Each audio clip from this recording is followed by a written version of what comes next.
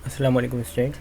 आज जो मैं आपको जो आपका क्लास 9 का एंट्रेंस है उसके लिए मैथ के इंपॉर्टेंट्स जो है एमसीक्यूज़ बताएंगे। और ये सारे चैप्टर्स हैं, टोटल 8 क्लास में जितने भी चैप्टर्स हैं उन सबका सारे चैप्टर से मिला के जो है ये मैथ के क्वेश्चंस होंगे। तो इसमें आपका फर्स्ट क्वेश्चन जो है वो है the product of two number is 16 and the sum is 10, find the sum of their multiplicative.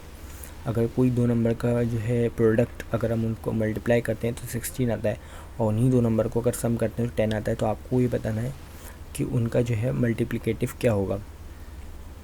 तो देखिए, इसमें जो आपको आंसर नहीं बताएंगे, इसमें सबसे पहले आपको सॉल्व करना है। अगर आपको आंसर बता दिए तो आप सॉल्व नहीं करेंगे, इसलिए पहले आप जो है सॉल्व करिए इन्हें और फिर टेलीग्राम पे उसे भेजिए, तो फिर हम आपको इसके आंसर की भेज देंगे, आप उससे मैच कर लिएगा। लेकिन अभी जो ये वीडियो है वो विदाउट आंसर आपको मिलेगी, इसमें आंसर आपको नहीं दिए जाएंगे। आप इसको सॉल्व करिए, कहीं पे कोई प्रॉब्लम आती है तो आप जो है टेलीग्राम पे पूछ सकते हैं। उसके बाद जो है इसमें आपका नेक्स्ट क्वेश्चन है the product of two number is 1400 and their HCF is 25। The LCM is, अगर दो नंबर का प्रोडक्ट यानी मल्टीप्लिकेशन जो है वो 1400 है और उनका एचसीएफ अगर 25 आ रहा है तो आपको एलसीएम बताना है 80, 700, 7000, 72, 56, चार ऑप्शन में से। इसके बाद थर्ड क्वेश्चन है आपका a number is multiplied by 15 and the subtracted from 176, then the same number is obtained, find the number। अगर कोई नंबर है जिसको मल्टीप्लाई किया जाता है 15 से और 176 से उसे जो है सब्ट्रैक्ट कर दिया जाता है तो वापस से हमें जो है वही नंबर मिल जाता है। तो उसमें आपको बताना है कि नंबर कौन सा है जिसको अगर नंबर को 15 से मल्टीप्लाई करके 176 से माइनस कर दिया जाए तो हमें वही नंबर मिल जाता है। तो वो कौन सा ऐसा नंबर होगा। उसके बाद है the sum of two digit of a number is 9। अगर दो डिजिट का सम जो है वो 9 है। If 9 is subtracted from the number, अगर 9 को हम लोग उस नंबर से सब्ट्रैक्ट कर लेते हैं then the digit are reverse, तो डिजिट जो है वो रिवर्स हो जाती हैं, उल्टी हो जाती हैं। तो वो कौन सी जो है वो नंबर होगा, ये आपको बताना है। उसके बाद है there were only two candidates in an election, one get 62% votes and was elected by margin of 192 votes, the total number of votes were. अगर दो कैंडिडेट्स हैं जिसमें से इलेक्शन में खड़े हुए हैं जिसमें कि एक ने 62% वोट्स जो है अचीव किए और वो 192 वोट से जो है वो जीत जाता है, तो जो है आपको ये बताना है कि टोटल नंबर ऑफ वोट्स जो है कितने डाले गए थे, 500, 600, 700, 800। और ये जितने भी क्वेश्चन हैं ये आपका जो है कंपटीशन लेवल के लिए काफ़ी ज़्यादा जो है इम्पॉर्टेंट है। आपका 9th एंड 10th जो है एमयू में होने वाला है उसके लिए काफ़ी ज़्यादा इंपॉर्टेंट है। तो इन क्वेश्चंस को एक बार ज़रूर करिएगा, तो इससे जितने भी क्वेश्चन फिर एमयू में आएंगे वो आप सारे डेफिनेटली कर लेंगे। अगर आप इन क्वेश्चंस को अच्छे से कर लेते हैं तो इनसे मिलते जुलते जितने भी क्वेश्चन आएंगे मैथ के वो आप डेफिनेटली कर लेंगे। उसके बाद जो आपका नेक्स्ट क्वेश्चन है वो है if an angle of a parallelogram is 2/3 of its adjacent angle then the smallest angle of the parallelogram. अगर कोई एंगल जो है वो पैरेललोग्राम का वो 2/3 है उसके एडजेसेंट एंगल से, तो आपको इसमें जो है स्मॉलेस्ट एंगल बताना है पैरेललोग्राम का कि स्मॉलेस्ट सबसे छोटा एंगल कौन सा होगा। 54, 72, 81, 108। The sum of all interior angle of a regular polygon is 1080। अगर रेगुलर पॉलीगन के इंटीरियर का सम जो है वो है 1080। What is the measure of each of its interior angle, तो उसका एक एक एंगल जो है वो कितना होगा ये आपको बताना है। देखिए, इन सबको आपको क्वेश्चंस को उतारने की ज़रूरत नहीं है, इसकी जितने भी क्वेश्चन है इसकी पीडीएफ जो है आपको टेलीग्राम पे मिल जाएगी। तो आपको ये क्वेश्चन चाहिए तो आप जो है ग्रुप में ज्वाइन हो सकते हैं, ग्रुप की लिंक जो है आपको डिस्क्रिप्शन में मिल जाएगी। उसके बाद है if A B is equal to 11 centimetre.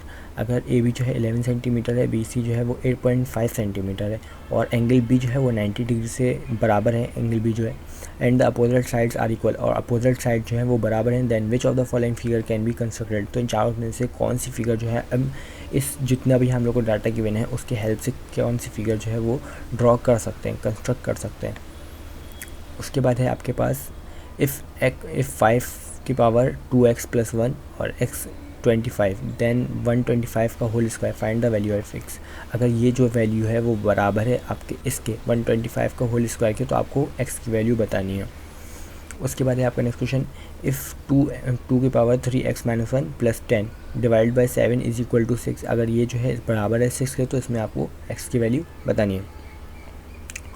उसके बाद है इफ़ a की power x is equal to b, b की power y is equal to C and c की power z is equal to 8, then the value of x y z। इसमें अगर आपको ये इक्वेशन दी हुई है, ये आपको डाटा दिया हुआ है, तो इसमें आपको x y z की वैल्यू बतानी है कि आपको जो a के ऊपर पावर लगी हुई है x की और b के ऊपर पावर जो है y की और c के ऊपर पावर जो है z की, इनकी आपको वैल्यू बतानी है। उसके बाद आपका नेक्स्ट क्वेश्चन है the least perfect square number divisible by 3, 4, 5, 6 and 8। वो लीस्ट परफेक्ट स्क्वायर जो कि 3, 4, 5, 6 और 8 से डिविजिबल हो जाएगा। ये चार ऑप्शन में से कौन सा ऐसा ऑप्शन है जो कि सबसे ज़्यादा लीस्ट परफेक्ट स्क्वायर है और आपका जो है वो 3, 4, 5, 6 और 8 से डिवाइड भी हो जाएगा। उसके बाद जो है आपका नेक्स्ट क्वेश्चन है which of the following perfect square is square of even number.